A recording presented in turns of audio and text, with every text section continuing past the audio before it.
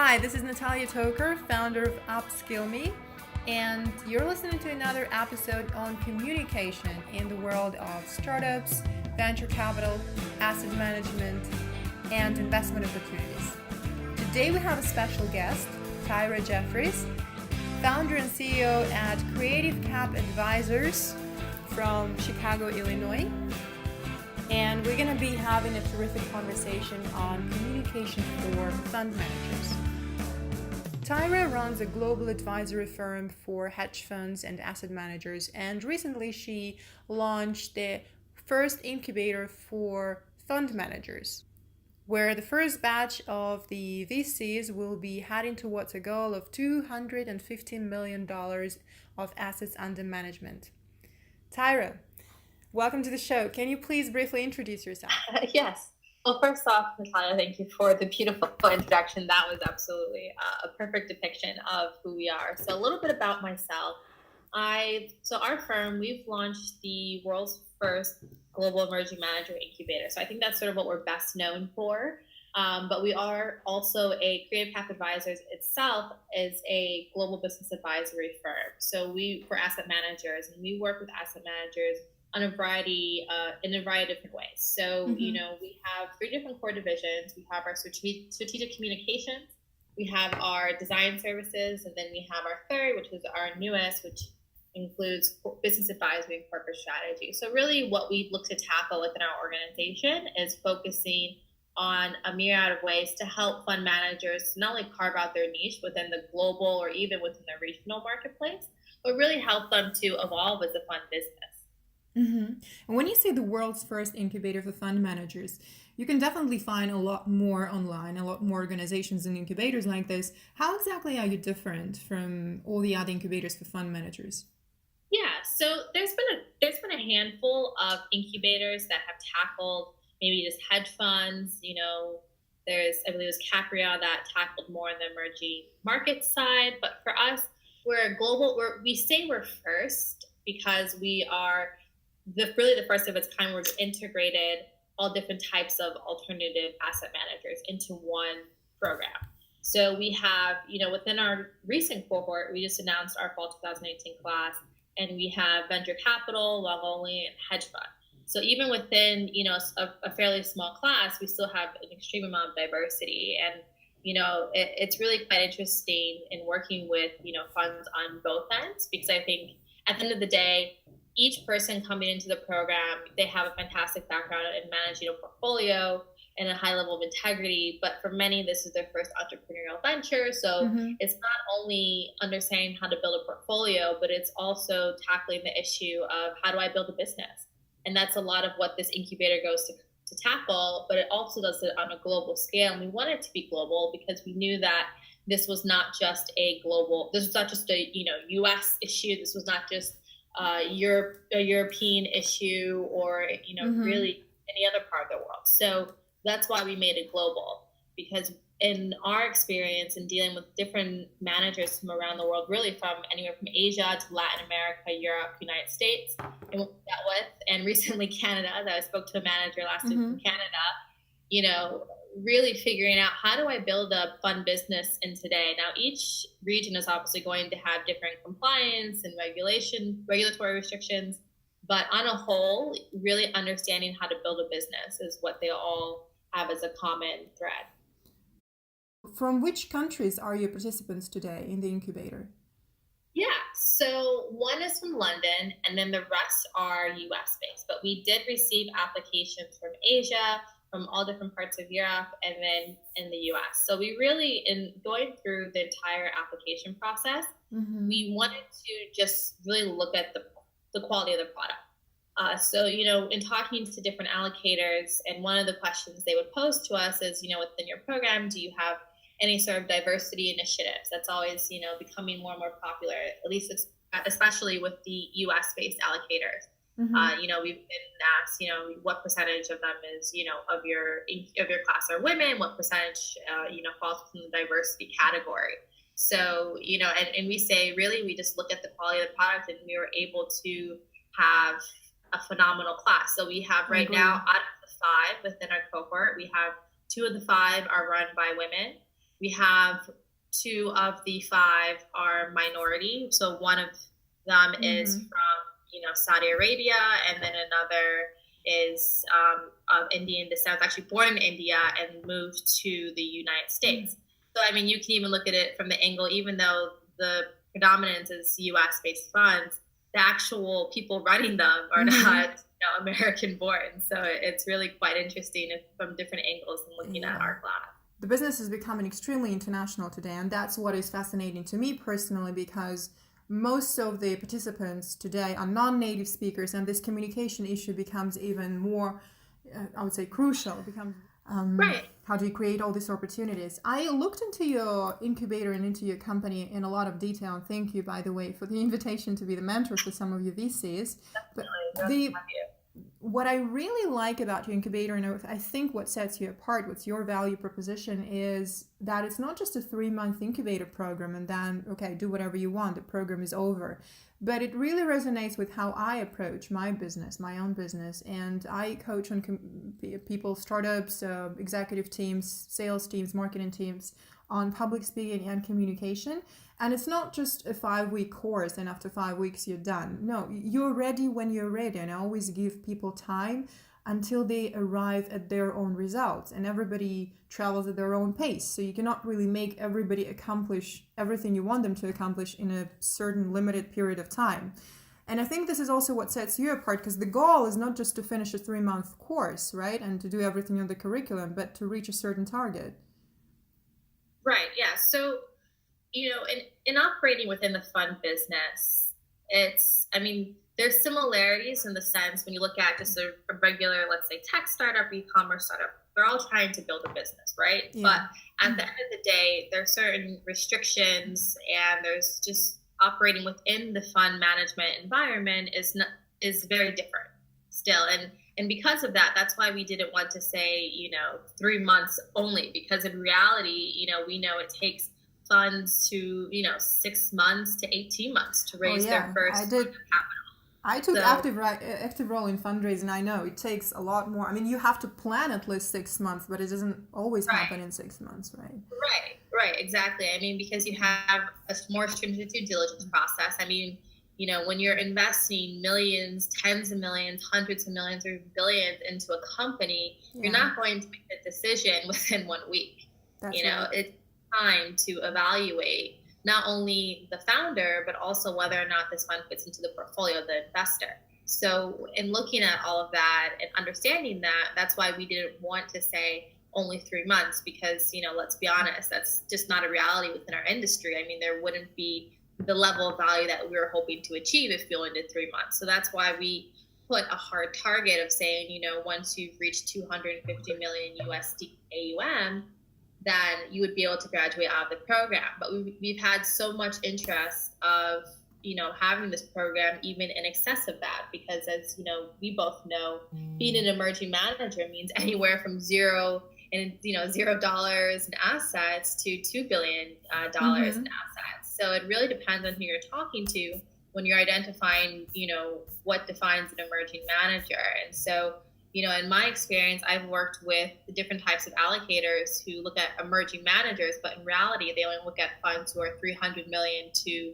2 billion, but that is still technically an emerging manager. So, but, there are also day one capital providers, which is in seeders and accelerators. So the network is is becoming much more robust as emerging managers are, becoming more preferential to many different types of investors, just because if you look at the alpha generation that are yielded by, smaller managers.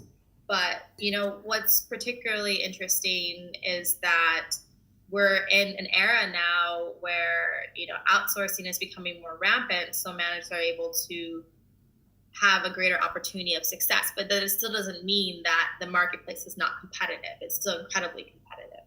And so the hard cap is 250 million assets under management, right? Yes, that's for this program. We've already we've already had conversations with other investors who are interested in, 250 million to, $500 million or 1 billion, because we definitely have investors in our network who look at emerging managers, but don't look at them until they're past that threshold. So we're also assessing, as we grow this program, having something sort of as a next step.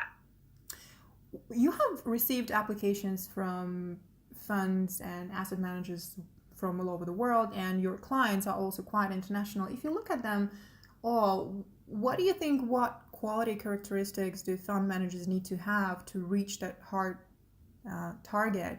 What is that key ingredient or quality that they should develop in order to stand out in this highly competitive market? And what maybe that's going to be a focus in the incubator program?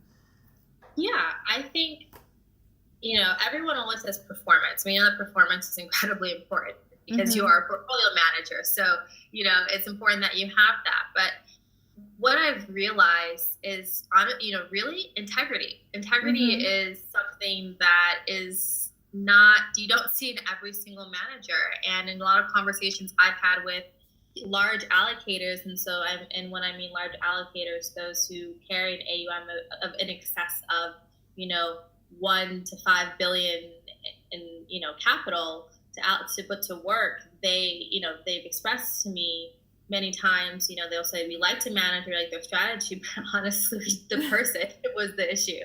They didn't have very high level of integrity. We didn't trust them. And I think when people forget that when you're partnering with an LP, that trust is the cornerstone of that relationship. And if that is not there, an LP is not going to feel comfortable moving forward and giving you millions or even billions of dollars down the road. That's what I see a lot, actually. Sometimes the product is amazing. You read the presentation, you see the pitch, and then you meet the person, and the person's actually the problem. You realize that you can't work with this person long term. You can't trust the person. There's no integrity, or the communication is either too aggressive or it's just not happening, and people are not listening. So all this, sometimes bad communication kills really amazing products, and that's fascinating. Right, and you see that more and more. So in my experience of dealing with a lot of different types of emerging managers, I've seen a significant increase of ways to build their brand more than ever was probably before. Because I don't know if you remember, but managers used to just have essentially a splash page with their logo and just their telephone number, and now you see a much more a different approach than used to be, where you see more thought leadership pieces coming out. I even had a manager send me a book that they published of all their different investor letters. So they're doing a lot more on that side. So and as an IR person at heart, it definitely is wonderful to see that managers are becoming more open with communication. Because a lot of investors, it's great for them to be able to understand how you think, exactly. How you invest. So to have more color is only going to create more value for you as a manager. It's funny that we're talking about now communication and integrity and trust, and these are more people skills and really understanding how people think. It's not really about finance or company management or anything. It's the really people skills and EQ and empathy. Do you believe that this is what fund managers today should invest in, developing those skills? Absolutely. And I think that, having, if you illustrate to an investor that you're an individual that they can trust, and you can really have an open conversation with them, because by definition, they are a partner. LP, limited, but they're still technically a partner. So you want to be able to have that conversation with them and engage them in a way that makes them want to work with you long term. So, and as a facet of that is EQ, is having that level of understanding that you're also dealing with. It's a people business. Exactly. So understanding that is also very important. It's not just building a portfolio. It's not just building the institutional quality business.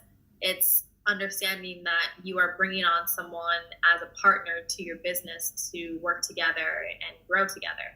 Thank you for confirming my findings as well, because I coach a lot of senior executives and top managers, and I remember one guy who owns a number of companies. He told me he's responsible for signing contracts with big corporations, and he says he told me companies don't really buy from companies. It's people who buy from people. So when I'm about to sign a contract with a company, I look at the person and I ask myself, it's an annual contract. Okay, am I ready to spend the next year working hand in hand with that person or not?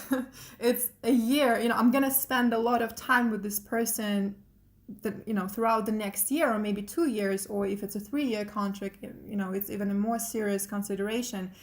So in B2B sales, that's an issue. But when it comes to fund managers and private equity and investment, people trust you with their money, and it's not just a game for 1 year. It's a lot longer. Right, definitely. So that's why it's even though it is B2B, it's still people, Exactly. people behind that. So it's important to have that relationship.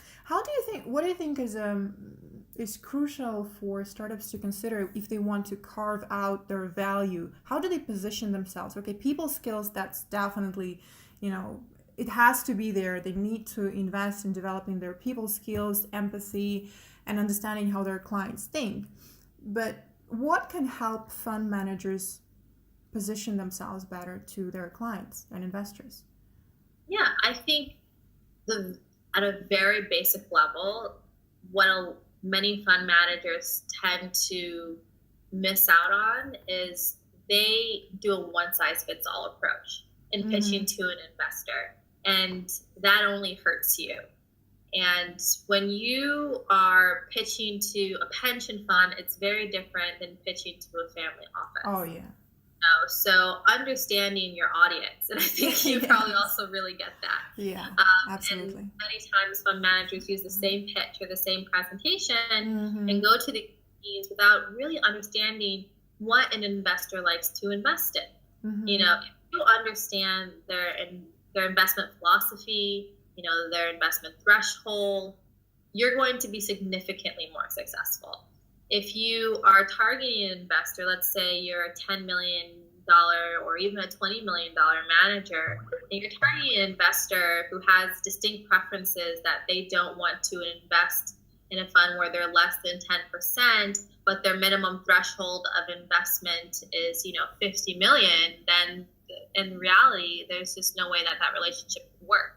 So sometimes you see also a lot of managers pitching to investors that frankly are just not within their wheelhouse. Even though it's always fantastic to build a relationship with an investor, as an emerging manager, and especially if you're less than 100 million in AUM, you're going to probably be burning through capital quickly. So you also want to understand how to time manage when you're pitching to different investors and ensure that the investor that you're looking to meet with and pitch to is actually interested in your strategy, aside from, the types of, products that or the types of securities that you invest in, but also looking at the fact that, can this investor really come on board with me at this size, or is this a conversation that it's just nice to have now and maybe they can invest, in a couple of years. So really identifying how to pitch yourself to the right kinds of investors. Exactly. I think I can add 2 things here. So problem number 1 is that they pitch to the wrong people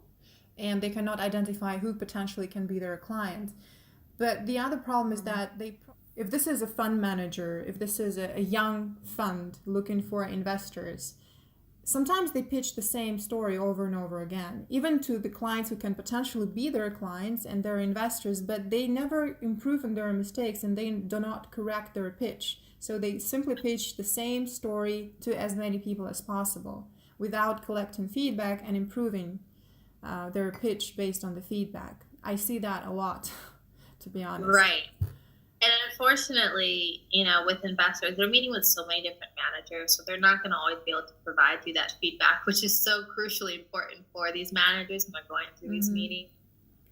But I think the problem, and the second thing I wanted to say is connected to what you just outlined. Why people do not provide feedback? Because there is no trust and because probably there is not enough interest. The other problem that I see a lot is that people want to pitch their idea and they kind of force people to listen to their pitch.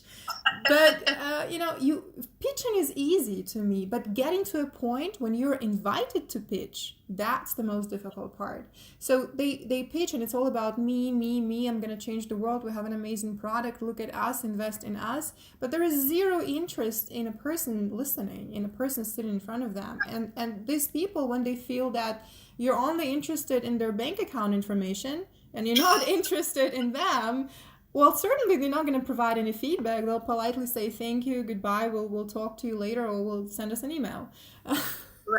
Right, exactly. And, it's really important that managers understand that you're trying to get into an investor's portfolio.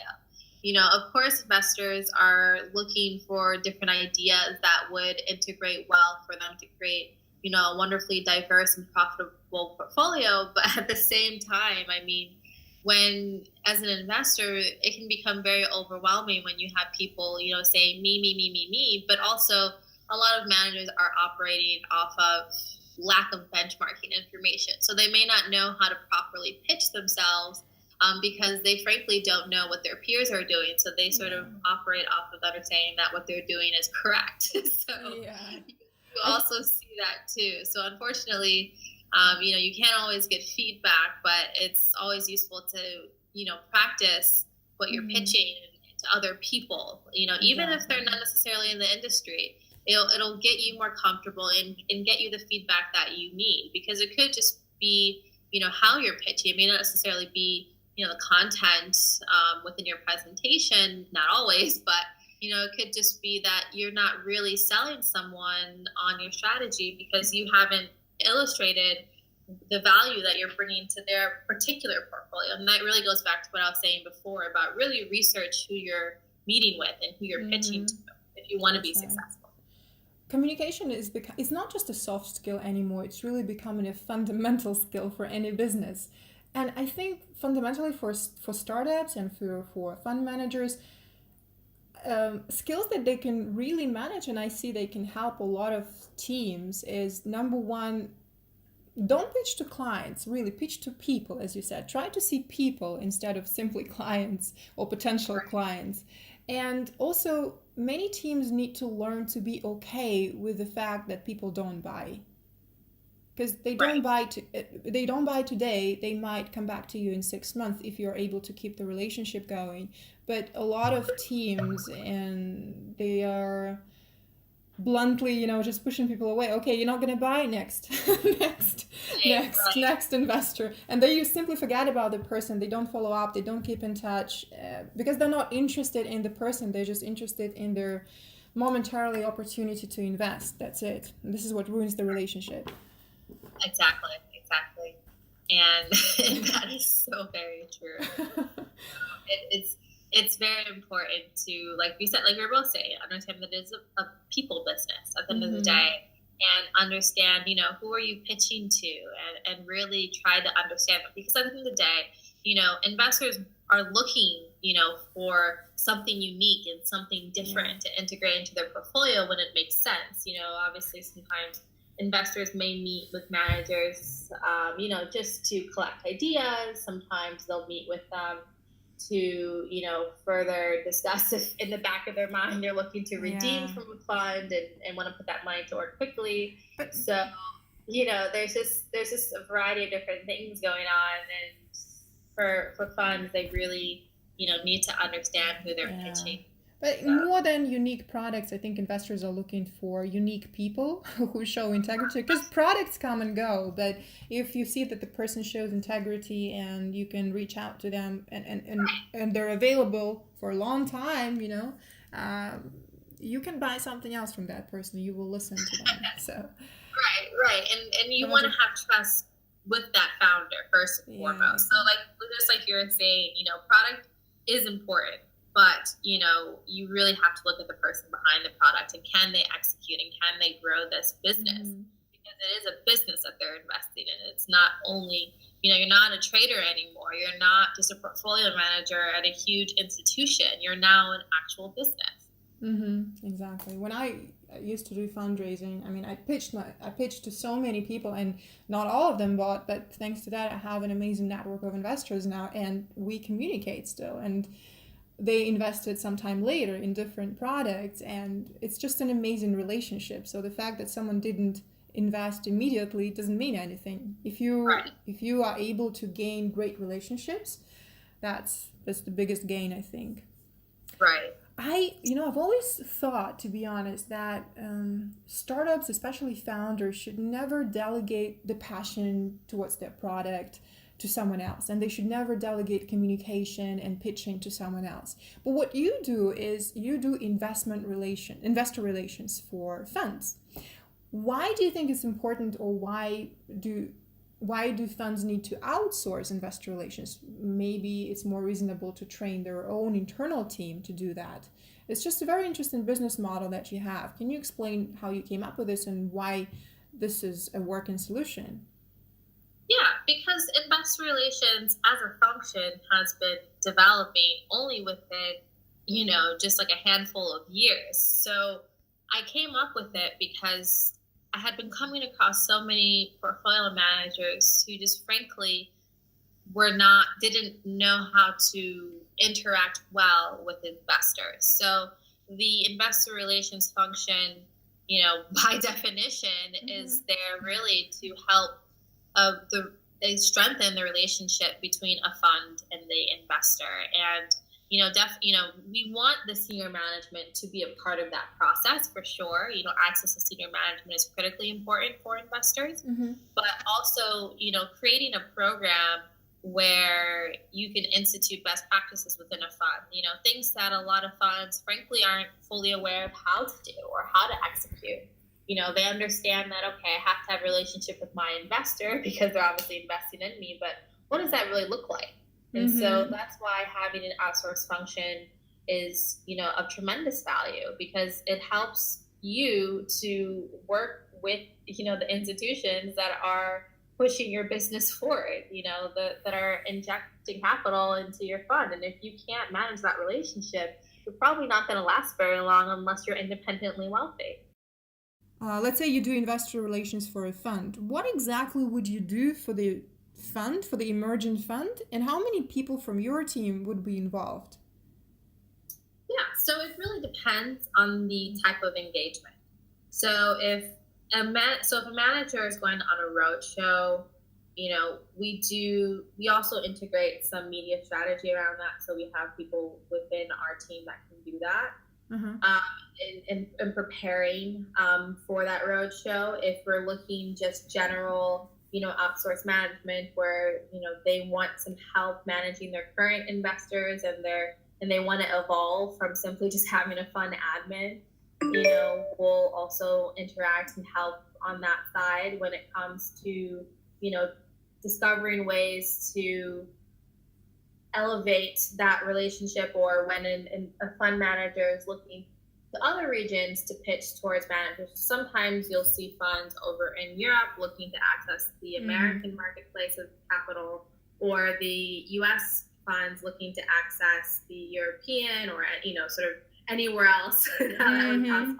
That's right. So looking at elevating, their program for those types of investors, and then what does that look like, and how do we institute the right types of systems to engage and get those investors on board with us. Because obviously when you're pitching high net worth individuals or ultra high net worth individuals, it's very different than having a pension fund as an investor, or having a large asset manager, fund of funds as an investor. So you have to create a more sophisticated level of processes in order to further engage those types of investors. And that's one thing I actually wrote about in HFM Week, was about transitioning from friends and family capital to institutional capital. And why is this transition happening? What do you think? Well, it's a natural part of the process. So when you go out and launch a fund, your first act is to raise capital from your own network. So friends and family. Yeah, that's right. And as you evolve and grow, that's, unless you have incredibly wealthy individuals around you, you're probably going to go outside of that. Yeah. And you're going to start pitching institutions, so family offices and fund of funds and pension funds and endowments and a variety, or investment consultants. So, and it's a whole different ballgame in transitioning to not only those types of investors, but also targeting people who are outside your network who don't have an already embedded level of trust in you. So, in a nutshell, the work that you do for a fund is extending the number of clients and pitching to institutional investors, and also expanding their fund, helping them expand their fund to other geographical locations, right? Right. It's really about helping them transition to becoming an actual sizable business. But do you actually pitch for them, or do they have to pitch themselves? No, they pitch themselves. We don't, sit next to the investors. That's a whole other level of service that we don't do. We're more, as we sort of say, we're more behind the scenes. So we'll train you, we'll help you institute best practices, we'll introduce you, to any sort of the right parties, such as, third-party service providers. A lot of times, we've had conversations where managers are trying to figure out, who is really the right partner for them, so in terms of mix of value and cost. So we'll do that as well. Really, at a very base level, what we're providing, the value that we offer is helping managers to get to that next level. Because, they're saying, okay, I've raised capital from my friends and family. What's next? Okay, I'll call CreativeCap advisors, and they'll help us with that, Cool. And when you train the fund teams and when you help them get to the next level, you probably see how they communicate with their existing clients, how they pitch, and have you done the analysis? Do you know what stops them from moving to the next level? It's just lack of resources, lack of competences, and what are the common mistakes that they do, even within their network of investors, their friends and family? What prevents them to go to the next level? Yeah, so it's so funny you asked me this, because this is part of what our scorecard goes to tackle. So we've developed this proprietary tool that we have integrated into our incubator program, where we've effectively built for them a roadmap and illustrated to them on their level of future success. And there's over 100 there's exactly 100 different plugins in this scorecard, looking at everything from, the actual portfolio to the risk management of them, back to operations, to the founder's level of, integrity, to looking at the team, how they're building a team. So there's all these different things that are coming into play, and will allow us, and also allow the managers to see, who will be successful, because I've been doing this long enough to be able to, honestly, to be able to quickly see, who is really going to go the distance and who isn't. But really, the characterization of someone who will end up doing well tends to be, they're very ambitious, they want to build a business, and they want to have a relationship with their investors. Well, if we try to summarize for the startups and fund managers that are listening right now, for those who are ambitious and want to go to the next level, what should they pay attention to go to that next level? Maybe a few highlights from your 100 points that are crucially important. Really, if funds want to evolve and go to the next level, it's really about having the right systems in place. And I know for funds, this is something they probably hear all the time. And, they'll say, well, it's going to cost me a lot, and I need to get an investor to do that, and I think there's an understanding, I think pretty quickly when you're getting into the fund business and building a fund, that it is not an inexpensive proposition. So, and for investors, they want to feel comfortable putting money into a business that has the right systems. That's right. So at a very base level, aside from having integrity as a founder, you also want to ensure that you have dedicated the time and the investment into the right types of partners. So, if an investor will come across, let's say, and you have a very bad, not attractive fund admin, or if you're a hedge fund and you don't really have a very attractive, prime broker. They look at those things. Those things are important. Do you have to have, the most expensive and the best in the market? No, not necessarily, but you definitely need to have someone that can do the job very well. It has to be convenient for the clients in the first place. So clients need to enjoy that. It doesn't have to be the most expensive. Right.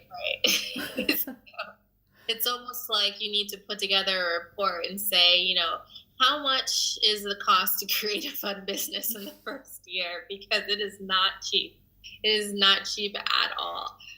But these are things that are requirements a lot of times for investors, and dependent upon the type of strategy you're running and the level of capital intensity, they're also looking at that as well.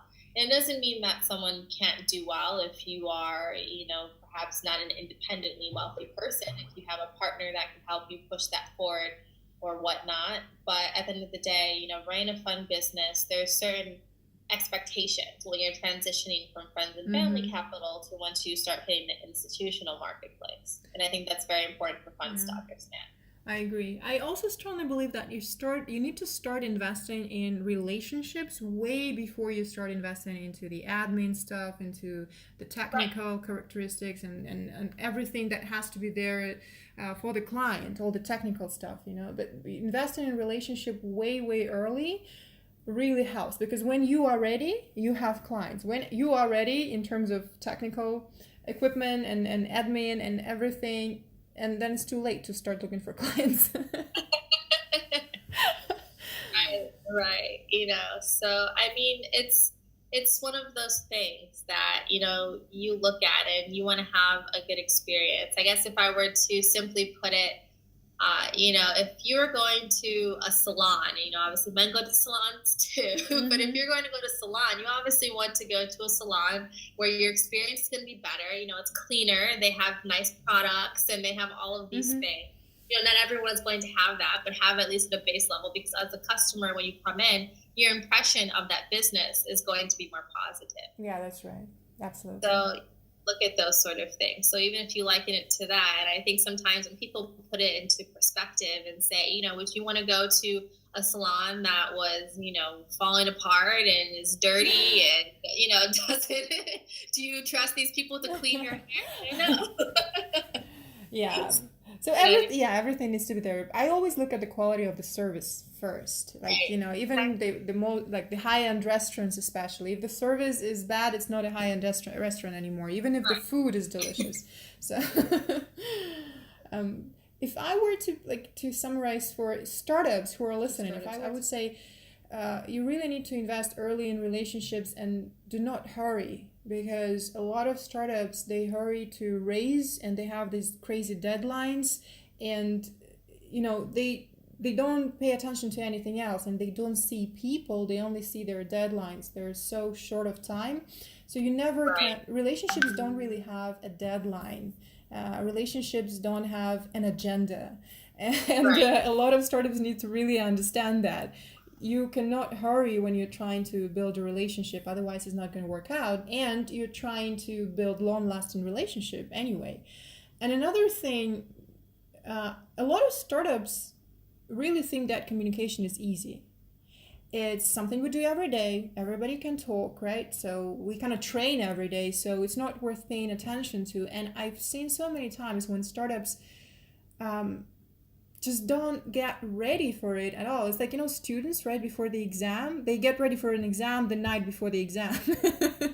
So when they have to pitch their product, they invest a lot more time in beautiful slides, aligning the slides, beautiful pictures, presentations, numbers, and almost never they invest in actually practicing how they're going to pitch and what they're going to say to that person. And when they get up on stage, let's say if they speak at an event or a conference, or when they sit down in front of the investor, then comes the moment when they realize, oh my God, it's not as easy as I thought. And when they get a video of them talking, because every conference organizers tend to record them, then the realization comes that it's not that easy. Right.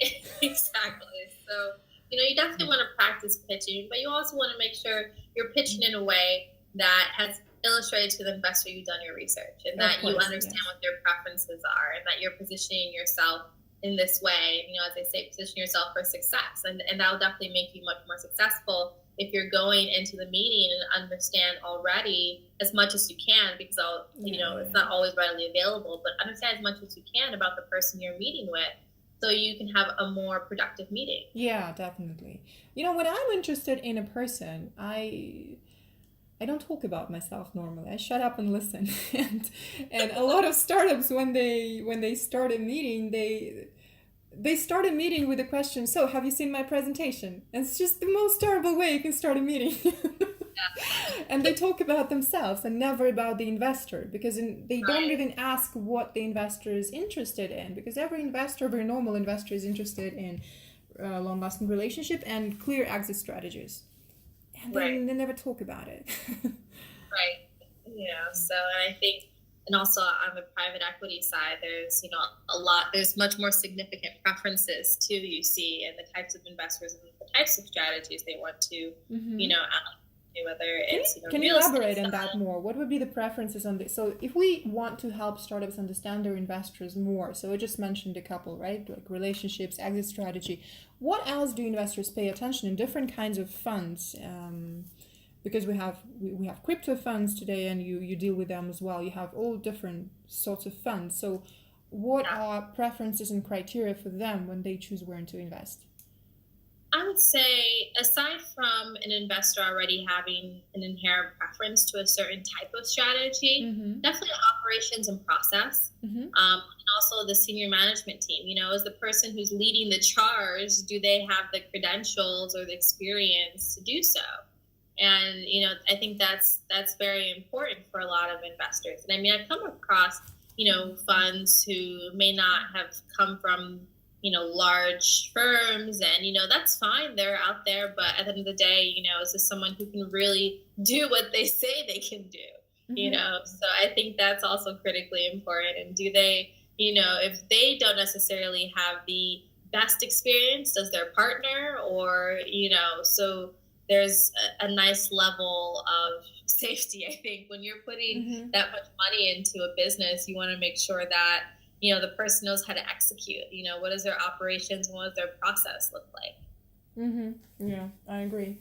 And has language ever been an issue in all this global cooperation opportunities? Because you're taking the business global, you're talking to a lot of startups from all over the world, and probably many funds have international clients as well. Has language ever been an issue here in this communication process? I think it's less. I think language is always going to be a concern when it's not your native. So if you're not a native English speaker, and a huge significant portion of capital, if they're not native English speakers, they usually know how to converse in English. I think that what I see, it's less about, can you or can't you speak English, but it's more about how you speak. Exactly. Are you speaking in a way that not only resonates and illustrates your passion, but are you speaking clearly? Are you speaking concisely? Are you really illustrating what is unique about your fund? Not just, we return X, Y, and Z, we have an annual return of X, Y, and Z. It's really about how you present, not just can you speak, English or not. Yeah, So exactly. I think that's critically important, because sometimes people who are nervous to speak, it shows. Yeah. Yeah. That's actually what I meant. Not really if the problem is not whether you can or cannot speak English, but the problem that I see a lot is how people speak English. Right. They are not, sometimes they're non-native speakers, and I work with a lot of non-native speakers. Either their accent prevents people from understanding them, or they cannot formulate their message clearly, or they're just too nervous because again they haven't practiced, and also because it's important to take into account some cultural specifics.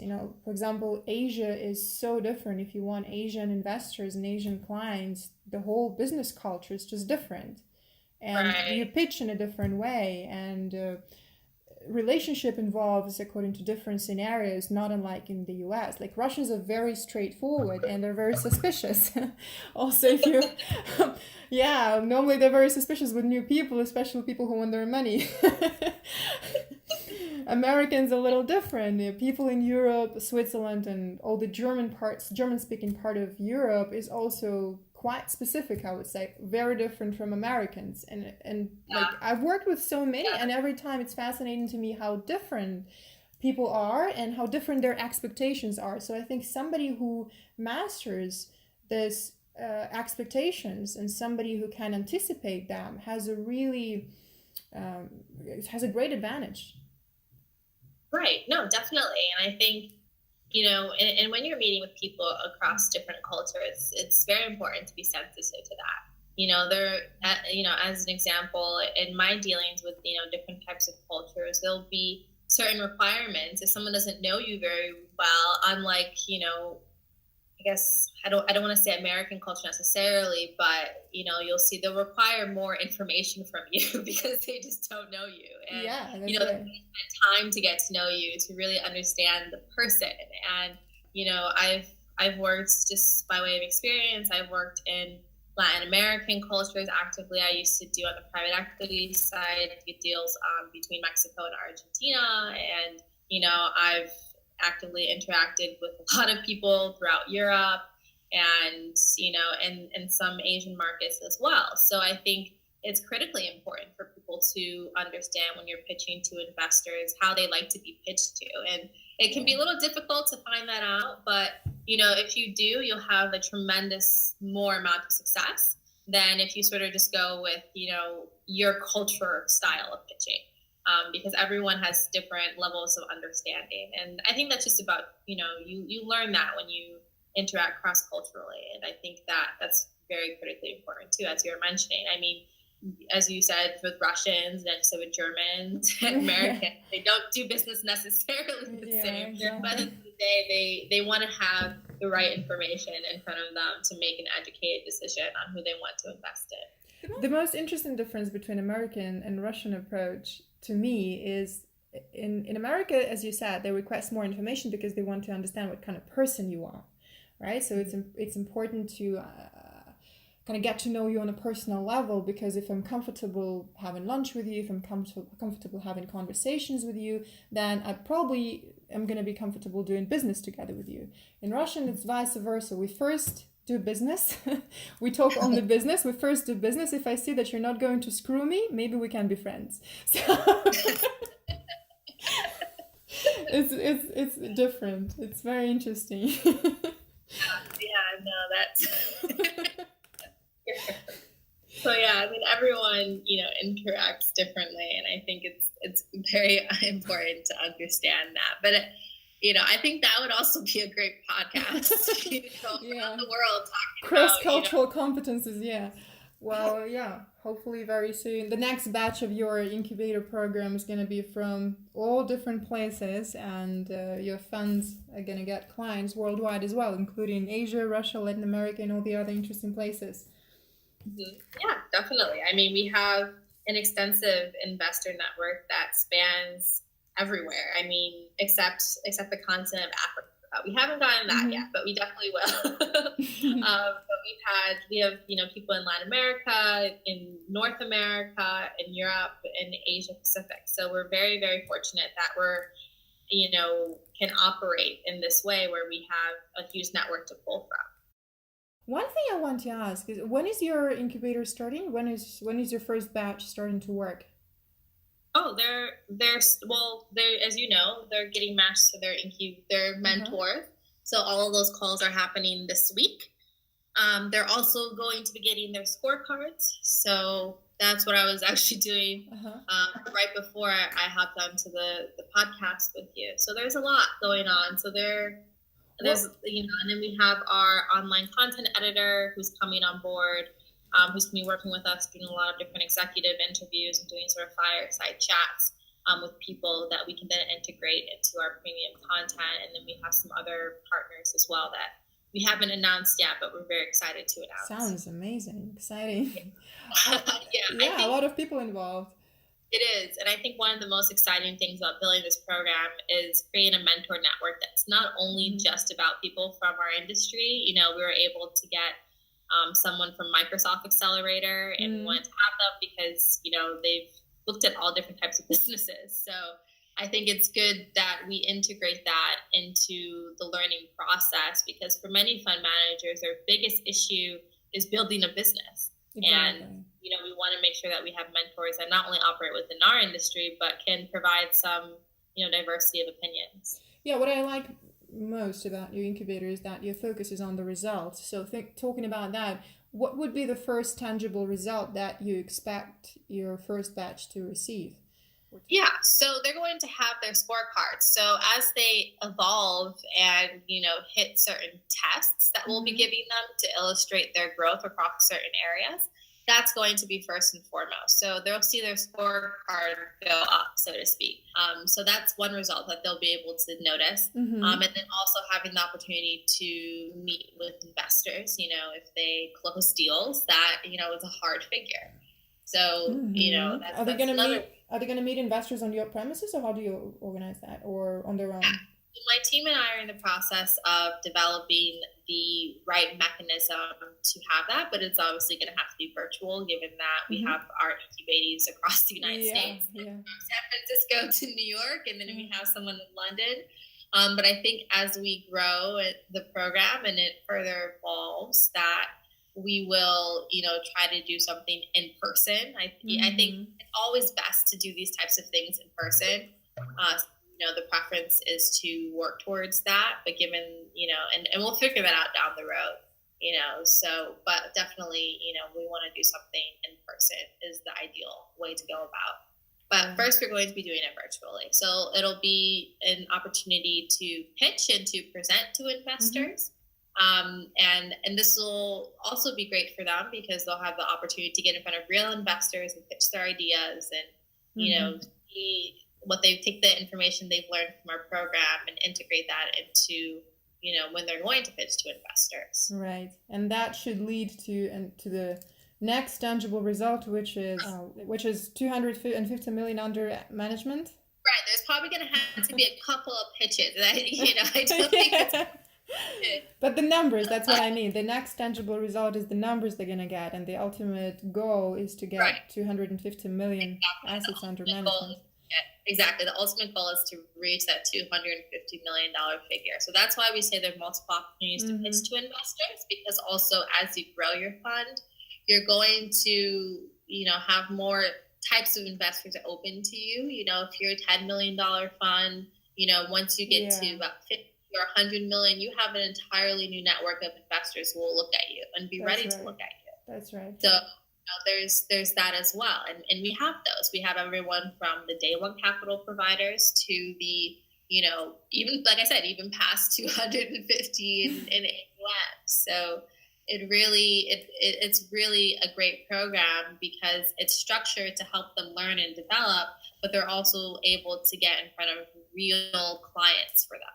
Are you planning to support your your first batch and your next batches after they reach their goal? Yeah, so and that's what I was sort of alluding to earlier, is that we have had interest from investors that are interested in managers who actually are around 250, 300 million higher. So we would like to recreate a similar program like we have now, just because, we've had very, very positive feedback from all the investors, and, having something similar and for the next level, so that they can graduate out of the program, then they can transition into the next one if they want to, or they can, go off on their own. I guess it's, I don't know if I like to like it necessarily to, going from an undergrad to graduate school to PhD level, but I think sounds like it. Visualize it. Because it's weird to say undergrad when you have people who are in their 40s, 50s, and 60s. And 70s. So it's not about age, right? It's not about age. Yeah, no, it's not about age. It's about how you're developing and where you are in the general spectrum. Because we know that emerging manager is really $2 billion or less. So we can easily create, one or two more programs that captures that range. Put a note that you found. Yeah, we'll put the notes in the podcast information. A lot of people in there sort of, I guess, in the friend request purgatory, but definitely let me know. They can easily find us online, www.creativecapadvisors.com. If you're interested in the incubator program, same www.creativecapadvisors.com/incubator. And I would, say to anyone who's going out and launching a fund, It's definitely a roller coaster, but it can be very well worth it. Just like any sort of startup business, it's not going to be easy. It's going to require a lot of work, a lot of footwork, going to meetings and meeting with people. But if you can really create value, you're going to have a very exciting road. Perfect. So go to CreativeCapAdvisors.com, find Tyra on LinkedIn, message her. But before you add her, read my article about how not to cold message people on LinkedIn. Study this very careful and put a note when you send a request to Tyra that you listen to the podcast. She'll be eager to add you then and communicate with you. Thanks a lot again for this amazing conversation, and I'll see you in the next podcast.